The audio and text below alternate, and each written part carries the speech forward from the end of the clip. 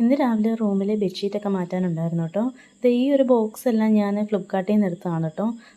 ഇതിനകത്ത് അത്യാവശ്യം ഒരുമാതിരിപ്പെട്ട സാധനങ്ങളെല്ലാം എല്ലാം കൊള്ളു കേട്ടോ. കാരണം കുഞ്ഞിൻ്റെ സാധനങ്ങളായിട്ടും അവളുടെ മരുന്ന് സാധനങ്ങളൊക്കെ ആയിട്ട് അങ്ങനെ ഒരുപാട് സാധനങ്ങൾ ഞാൻ അതിനകത്ത് കൊള്ളിച്ച് വെച്ചിട്ടുണ്ട് കേട്ടോ. അത്യാവശ്യം വലിയ ബോക്സാണ് കേട്ടോ. നമ്മൾ ഇതിൽ വീഡിയോയിൽ കാണുന്നതിനേക്കാളും അത്യാവശ്യം നല്ല വലിപ്പമുള്ള ബോക്സാണ് കേട്ടോ ഇത്. പിന്നെ ഇത് ആ സൈഡിലിരിക്കുന്ന അലമാരിയാണ് കേട്ടോ ഞാൻ കഴിഞ്ഞ ദിവസം പെയിൻ്റ് അടിച്ച് ഇങ്ങോട്ട് എടുത്ത് വെച്ചത്. അപ്പോൾ കുഞ്ഞിൻ്റെ വീട്ടിലിടുന്ന ഡ്രസ്സും അങ്ങനെയുള്ള കുറച്ച് സാധനങ്ങളൊക്കെ അതിൻ്റെ താഴെ വെച്ചിട്ടുണ്ട്. നല്ല അലമാരിക്കകത്ത് ഞങ്ങൾ പുറത്ത് കൊണ്ടുവന്ന നല്ല ഡ്രസ്സൊക്കെയാണ് കേട്ടോ.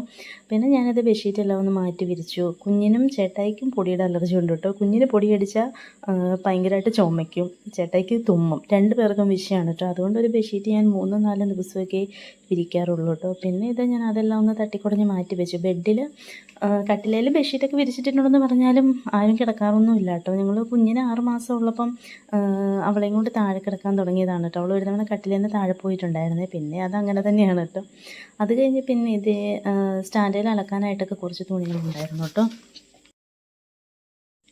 ഇന്നലെ ഞങ്ങൾ ആലപ്പുഴയ്ക്കൊന്ന് പോയിട്ടുണ്ടായിരുന്നേ. അപ്പം പോയിട്ട് വന്ന് മാറിയിട്ട് കുറച്ച് തുണി മടക്കി വയ്ക്കാനും പിന്നെ അലക്കാനുള്ളതൊക്കെ ഉണ്ടായിരുന്നു കേട്ടോ. അപ്പോൾ ആ തുണിയെല്ലാം ഞാൻ സ്റ്റാൻഡിൽ നിന്ന് എടുത്ത് മാറ്റി കേട്ടോ.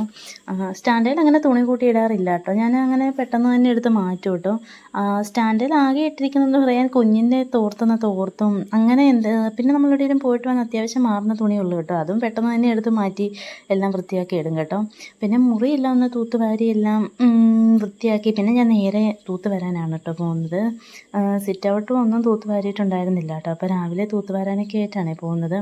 പിന്നെ ഇന്നലെ രാത്രി നല്ല മഴയായിരുന്നു കേട്ടോ. അതുകൊണ്ട് നമ്മുടെ സിറ്റ് ഔട്ടിൻ്റെ മുകളിലിട്ടേക്കുന്ന ഷീറ്റിൽ നല്ല രീതിക്ക് ഇല കിടപ്പുണ്ടെന്ന് തോന്നും കേട്ടോ. അതുകൊണ്ട് സ്റ്റെപ്പ് ഫുള്ളേ വൃത്തികേടായിട്ടാണ് കേട്ടോ കിടക്കുന്നത്. എനിക്ക് ഈ ജോലി വെച്ച് തൂക്കാൻ പറ്റുന്നുണ്ടായിരുന്നില്ല കേട്ടോ. ചവിട്ടിയുടെ അടിയിലെല്ലാം വെള്ളമായിരുന്നു. പിന്നെ അത്യാവശ്യം മണ്ണൊക്കെ ഞാൻ അതുകൊണ്ട് എല്ലാം തട്ടിക്കുടഞ്ഞൊക്കെ കളഞ്ഞിട്ടുണ്ട് കേട്ടോ. നല്ല ഇടിമിന്നൽ വരുന്നു, നല്ല മഴയും വരുന്നു രാത്രി. പക്ഷെ പകലോ മഴയും ഇടിമിന്നലും ഒന്നും ഇല്ല കേട്ടോ. കുഞ്ഞെൻ്റെ പുറകെ കാണേണ്ടതാണ്. ഇപ്പം കളിപ്പാട്ടമെല്ലാം നിരത്തിയിട്ടിട്ട് അനിയനുമായിട്ട് പുറത്തോട്ട് ആട്ടുംകൂടിൻ്റെ അവിടെയായിട്ട് അവൾ ഊർന്ന് കളിക്കാൻ പോയതാട്ടോ. ഇപ്പോൾ ആട്ടുംകൂടെ പറഞ്ഞാൽ പിന്നെ ഫുൾ ടൈം ആൾ അവിടെയാണ് കേട്ടോ.